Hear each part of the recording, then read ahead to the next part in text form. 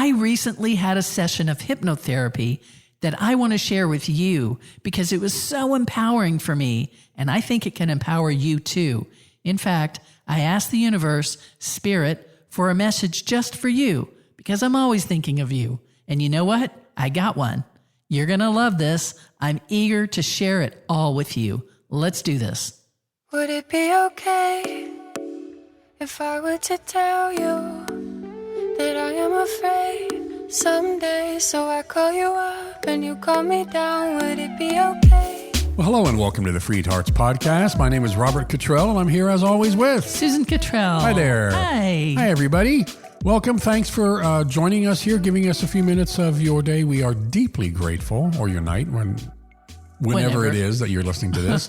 Again, connect with us at FreedHearts.org. Don't forget, Susan does a handful, limited number of life coaching sessions. So if you're interested in that, please email us, podcast@freedhearts.org. And please don't forget to subscribe on whatever platform you're listening to. So today, we're going to talk about something a little bit different, but something really, really important and really powerful. You know, as we were thinking about doing this,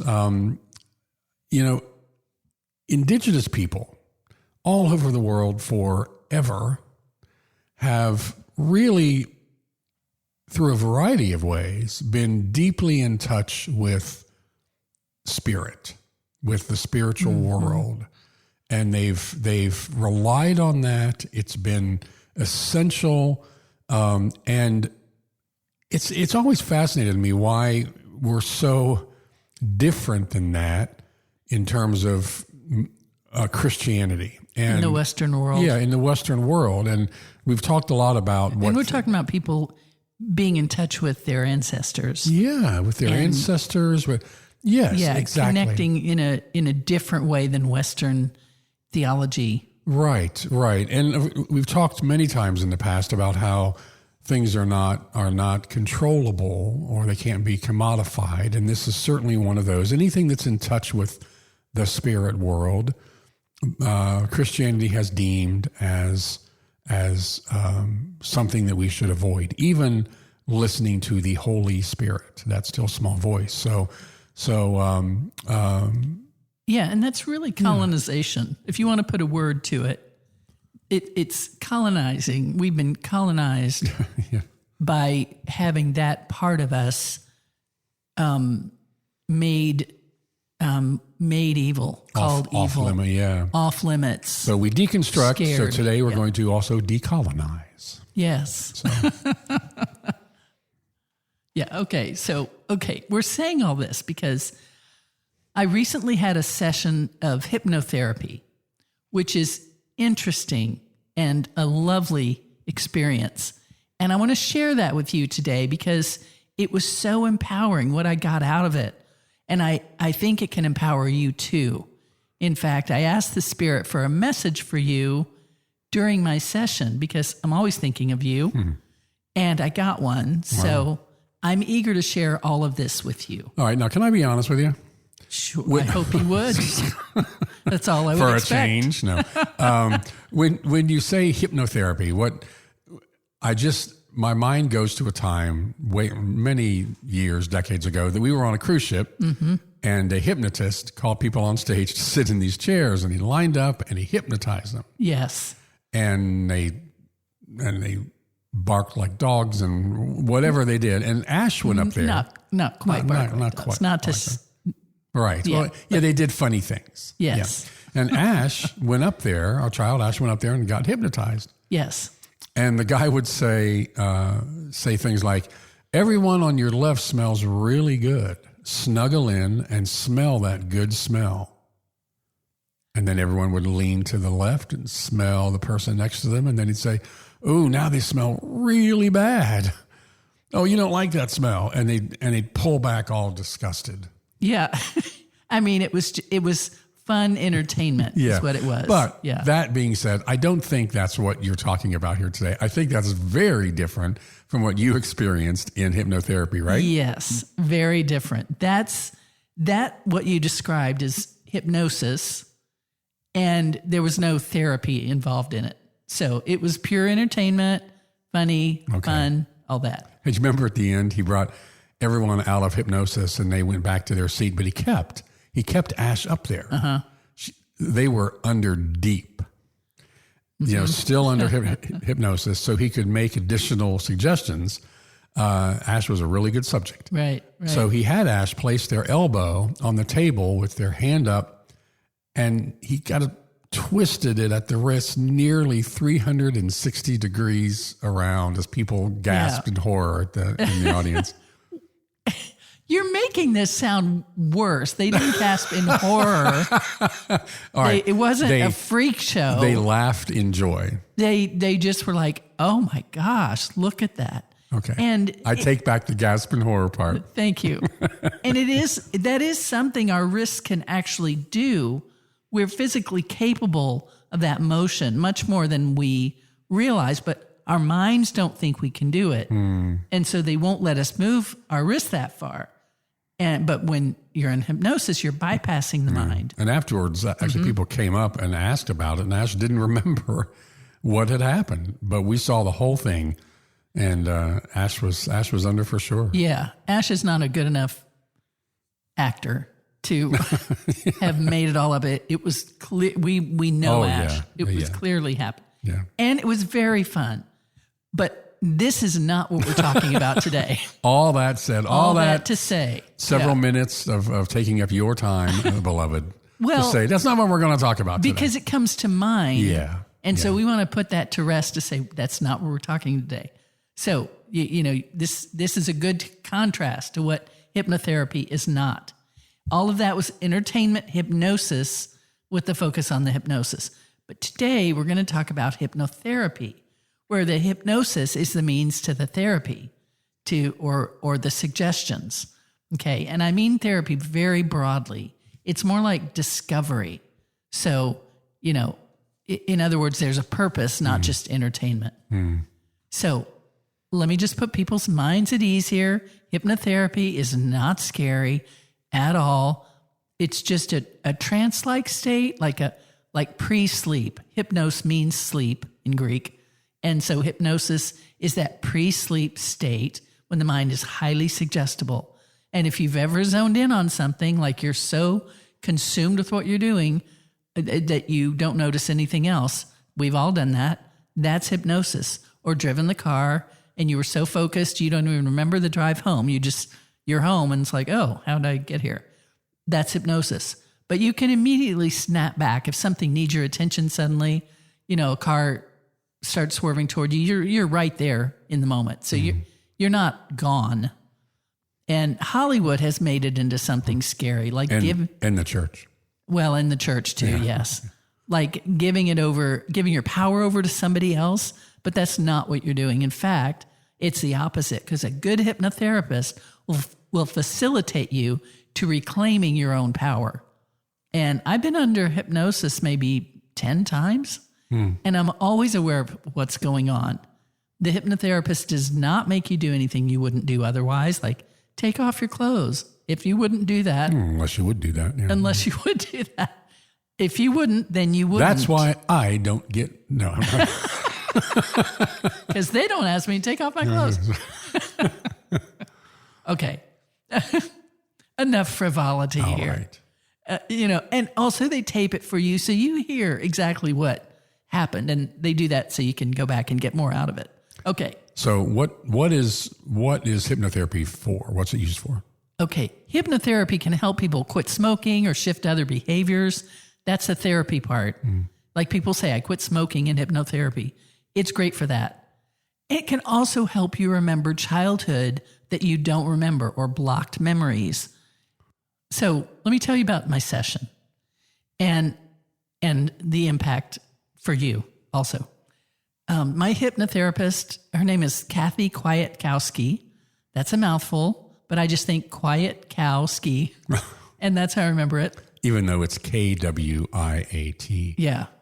Kwiatkowski. In fact, if you would like to get in touch with Kathy, email us, again, podcast@freedhearts.org, and we will give you all the information on how to reach Kathy. Yeah. But, okay, good. So I wasn't seeking to break any habits or find any early memories, but I had just listened to a book about people re-experiencing previous lives that they've shared with their same partner. Maybe it was a different role, like they were the mom and now you're the son, they're the son or whatever. Or they were with your brother, now they're your wife, whatever it is. And I became curious about my life. And often it's married relationships, partner relationships over and over and over again. And I became curious about my life with Rob. Oh. And I wanted to see if there were memories that might be helpful for me. And I also had a couple of other questions about making sure I'm on track for continued good health, on track for publishing the 2 books I'm working on. And whatever Spirit wanted to tell me about you, our community. So Kathy took me back into a past life regression, and I found myself in a previous life with Rob. It was in Ireland. We were married. I was Sarah. He was Jeremy. Wow. And it was a very good life we had. We had parents who loved us, and we found a home near them, and we had a child. We had a good, happy life together. And at one point, Jeremy, a.k.a. Rob, had to be a soldier, which I hated and was scared for him. And this is typical fare for a past life experience. There were lots of lives over this journey of our history with men going to war, leaving family behind. You know, that's common occurrence in our world. The upshot was a very good life that I lived. I just knew we'd had all kinds of lives together with plenty of tragedy, good times and hard times. But this was showing me this life full of joy. And also the current life we're living is also full of joy. And I've had a lot of tragedy in the current life too. A lot of tragedy, yes, but not now. There's no waiting for the other shoe to drop. I can embrace this life now in all its beauty available to me. The work and the people that I love, all of that in so many ways. You know, I could have been so devastated by tragedies I endured growing up. Yeah. But Spirit really protected me through it. And this previous life was affirming the joy that we've had over all these times. So far, so good. And affirming the path you're on right now, too. Right? Yes, Yeah. it really was. Yeah. Well, here's the unexpected part. There was a juncture in this regression where I chose. So as I watched the soldiers come in wagons, they were coming at us, and I knew Jeremy was about to be pulled into service. Okay, I couldn't really stop that, it seemed. But I kind of knew where this was going, that he's going to be killed in war, and now I'm going to be a widow to raise our daughter alone. Countless people, have lived that story over and over history, countless. But in that moment, I chose different. I chose that you would come back from soldiering and we'd be together again. I realized that I had agency and I chose it. Now that doesn't seem to fit with this life that really happened. So I asked Kathy about it afterward because I thought what happened. You can't change that. But she explained that I was directing that course in the quantum field. Okay, no. That one of me did go off into a disastrous outcome, presumably, where he was killed in battle, and one of me went off into bliss together with him. And that's the one I chose. And that's the one that reflects now, this lifetime. I'm getting very esoteric here, I realize, but there's actually a lot of science behind this, even though it doesn't feel like that could be possible. There is. And this really rang true to you. This made sense to you. It rang didn't it? true for me, yes. And I realized that that I had agency in that experience, and I get the same agency now in this lifetime, that no disaster awaits, and I get to move more and more into peace and love. Now, I hope I didn't lose anybody along the way, because, this is very different. We know these therapeutic memories are for real. And,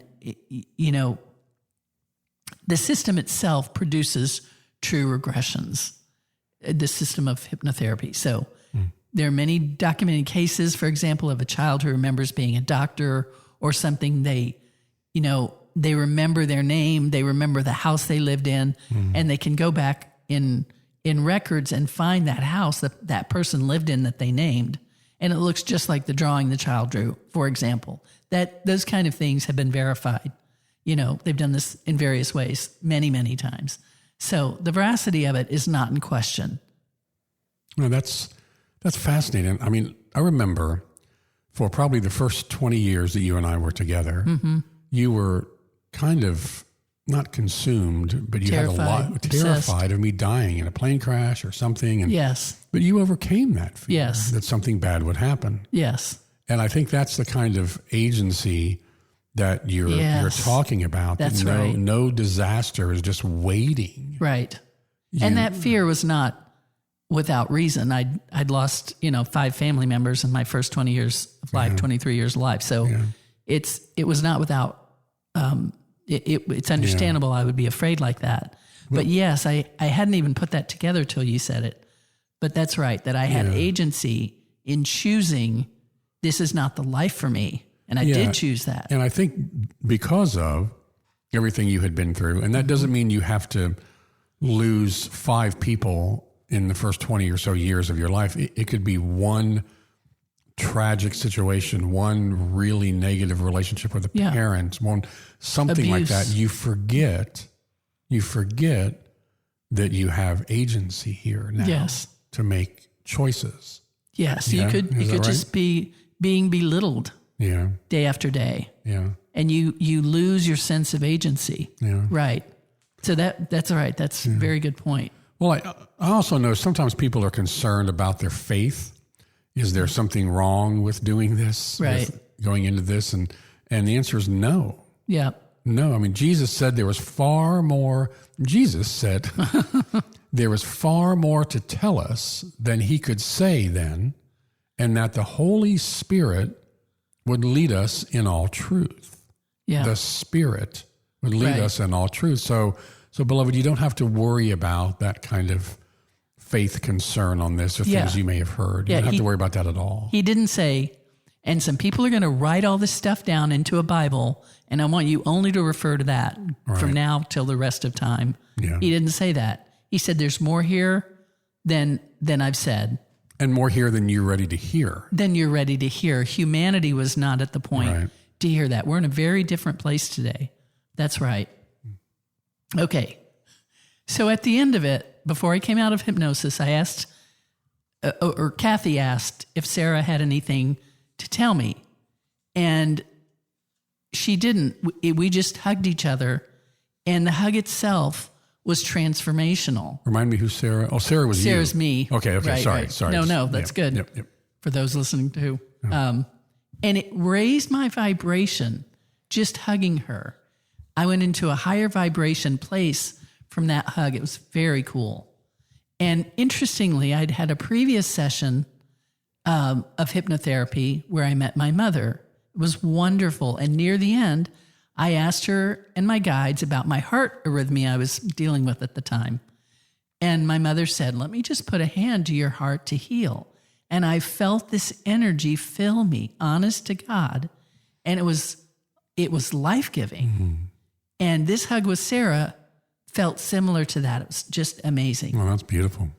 Now, for all the skeptics, which I have been until I started having my own experiences like this, I understand it. And even now, I like to have little pieces that confirm something that couldn't have come any other way. Like I don't give the therapist information, for example. I like to have things confirmed, in other words. And, especially if you understand what I'm saying. Yeah, absolutely. If someone gives me information, I like the confirmation. Right. That they didn't just figure that out on their own. Right. Or you gave them that. I didn't give them that. Right. Yeah. Right. And it must resonate as truth. If it doesn't feel right, it may not be right. And the most common response to any of this for people is, what if I'm just making it up? Everybody asks that. So let's look at it from a different angle. Let's say that this did all come from you, that you did just, quote, make it up. Okay, whatever epiphany you got, wasn't there when you sat down. Even if what you accessed was your higher self, your superconscious, and we know from scientists everywhere like Einstein and many others that there's much more to our brains than we have access to. We know that. Yeah. And so what if we're accessing a part of ourselves that we don't normally reach? It's at least that, because we didn't have these epiphanies before we sat down. So if, quote, all we're doing is accessing our higher knowing, great. Yeah. That's fantastic. That's healing, and that's growing. And I believe there's much more to it. I do believe my guides speak to me. I believe my angels speak to me. Jesus said that, right? I believe my mother speaks to me. But even if it's just my highest self, that's fantastic. So, I want to hear her, my higher self. I love her. So, and she has much to tell me, so much wisdom for me. So I encourage you not to minimize the beauty you can receive because you're not sure how real it is as you move beyond your colonization into reclaiming your own spirituality, whatever that looks like for you. The more access you have to this kind of wisdom, the more real it shows itself to be. Well, I mean, imagine if, and I don't know what the numbers are, but it's something like we access 4% of our brain or something. Mm-hmm. So what does the other 96% know? Right. And again, exactly. even if it is, quote, just that, right? And I know you believe it's not just that, but right. what a gift yes. to have that knowledge be given to us, yes. to open up that, to go beyond our 4% of thoughts and fears and worries and all those kind of things, right. Right, exactly. That's exactly right. And side note, Christians are so steeped in fear that what they're accessing is demons. Mm-hmm. They've been told that. And they accused Jesus of the same thing, by the way. They did. Yeah. When he healed people, for heaven's sake, they said it must have been demons. Demons get way more credit than they deserve. But Jesus was not concerned about demons. He didn't worry about that. He said, how do you heal by demons? In other words, how do you do good by demons? How do you love well by demons? You don't. It makes no sense. Look at the fruit. Are you more whole? That's excellent. Are That's you an more excellent, healed? It's an excellent point right there. Look at the fruit of what happens here. Yeah. What you're getting out of this. Yeah. And much of the church teaching, our parents' teaching that they got from the church, may as well be from demons because it crushes us. Yeah. So again, as you said, look at the fruit. Are you more whole? Are you more healed? Are you more at peace? Yeah. Don't look for the demons behind it. That's all just fear, and the fear will not lead to wholeness. And by the way, what that shows by talking about demons is they do believe in other beings, spirits, but they just are demonizing them literally. That's an interesting point. Yeah, it's not like, the Bible talks about angels, and Christians will tell you or leadership, oh yeah, angels exist, but don't ever talk to one. It's like, yeah, okay. Right. Wow. So in other words, again, it's all here. All this stuff is here, but you can't access it because we need to control you. Exactly right. Yeah. So yeah. What you said that you I said that you think about the people, our listeners, our community so often that you had a question. So what was your question for our listeners that you want to share with us? Okay. I said, what message can I give my LGBTQ community disheartened and terrified by current events? And here's what came to me. You have a unique place in the world. Stand tall in who you are. Claim your magic. Choose your magic. Wow. And magic means esoteric wisdom. That's what it means. So this was just like me as Sarah, seeing where this life that we had with you as Jeremy was headed, with him being killed and leaving me alone, and the incredible epiphany that I could change that ending. Our thoughts are terrifyingly powerful. Beautifully powerful. Beautifully powerful.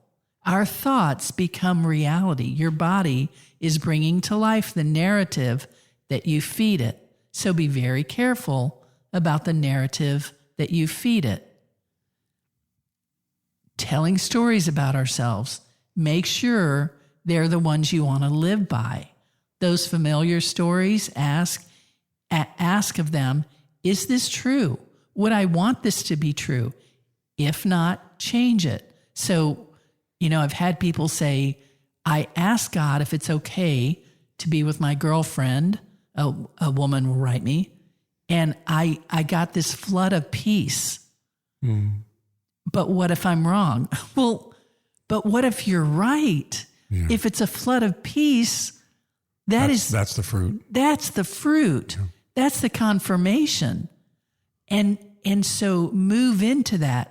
The opportunity cost, which means just the cost. If you don't take the opportunity in front of you, it's hard to measure what you've lost by a lost opportunity. But the opportunity cost of not moving into the thing that you just got flooded with peace about, you can't know what that's costing you. So, and these also can be stories like, or these familiar stories can be, life is so unfair. Yes. I always have trouble with this. Right. I can never succeed at a job. Yes. I'm not beautiful. Yes. I'm not very smart. All those kind of things. Yeah. I even feel gross as you say those things, because words are so powerful. But they're so common. They're so common. Yeah. And so, but turn them on their head. I am smart. I am beautiful. Yeah. I am sufficient. I am great being LGBTQ. Yes, I can have that girlfriend we're already in love, but I'm concerned about God. No, all of that stuff is moving into your power. If this does not feel paradigm shattering, what we've just talked about here, then listen to it again. I've been on a journey for a long time, and I'm really now moving much more fully into my power, and it continues to expand. And I invite you to just leap in now as much as you're able into your power and let it continue to expand in you. Yet let your magic continue to shock you with its power. Don't be afraid of the power, even though it's fearsome how powerful you really are. Who's trying to keep you from being powerful? People who want to control you. Jesus performed miracles and then said, all these things I did, you can do, and more. Wait, what? What? Yeah, that is awesome. And how much power we really have we have so much power via what we say to ourselves, the narrative we create for ourselves. When I've had my heart arrhythmia, I can change it. This has taken some practice, but I can slow it down just by changing my thoughts about it. So we are incredibly powerful. I wanted to have another story that at one point on this path, I asked a wise medium friend how to break through this kind of health plateau I was on. I had improved my health markedly, but felt stuck and plateaued. And she said, you've got to change your story about yourself. Create a new story. That was humongous, and it was so true. And it's a work in progress. I would venture that for all of us, that's a work in progress. I had to rewrite my narrative and replace the old narrative repeatedly until the new one became the habit instead of the old one. Your story is just stuff you keep repeating to yourself. And I had to change my story. And I have to watch it like a hawk to not fall into I can't do that. It's too, whatever. I actually had a breakthrough that about understanding affirmations, which what they mean, why they work and don't work. And we're going to do a whole different episode on that because there was so much in it. Okay. So that Sarah lifetime showed me, and I'll say this in I statements, that you can embody for yourself as well if you'd like to. Here's what I got. I am stronger than I've seen so far. I am invited to stretch into my fullness, to stand in my full power, my height and stature, and be the strong, fearless warrior that I am. I will not cower in fear that doesn't belong to me. Fear was given to me. It's not mine. I take it off of me. My divinity is not afraid. My higher self is not afraid. I don't have to be afraid. I can enjoy and be the strength that I am accessing more and more than ever before. Wow. That's beautiful. So thank you. So that's your gift for my hypnotherapy session. That's your gift. And you have a unique place in the world. Stand tall in who you are. Choose what your heart really wants. Make sure the stories you want to tell, the stories that you tell about yourself are the ones that you want to live by. If the end result of the story you're repeating to yourself is not the outcome you want, then tell a different story. If this sounds like magic, it is. It's your magic. Yes. Magic broadly means supernatural powers, unseen abilities, illusions. It's from the Persian word that means priest or magician, meaning to be able to have power. So claim your magic. Don't let the priest be the one with the magic. You claim your own magic. To discover a story from your past is one thing, and to rewrite the ending is quite another. And you can do it. Do it. And you can, in your own being, experience me giving you a hug as Sarah did for me, and let it raise your vibration. You may even feel a little tingling, and that confirms the raised vibration. So close your eyes if you'd like, and just experience me hugging you with all the love in the universe. And you are so good and so worthy, and you so belong. And we'll talk to you next time. Bye. Bye. Would it be okay if I were to tell you that I am afraid someday? So I call you up and you call me down. Would it be okay? You've been listening to the FreedHearts podcast. We have extensive resources and vibrant, inclusive community for you at freedhearts.org. Please just come say hello. If you have questions, comments, or suggestions for the podcast, just email us at podcast@freedhearts.org. Audio engineering is provided by Luke Johnson. The music is provided by our daughter, Hannah Cottrell, who is Grammy nominated. You can find out more about her and her music at hannahcottrell.com. Please share, subscribe and follow on your favorite platform, and support us if you can. Thanks for listening.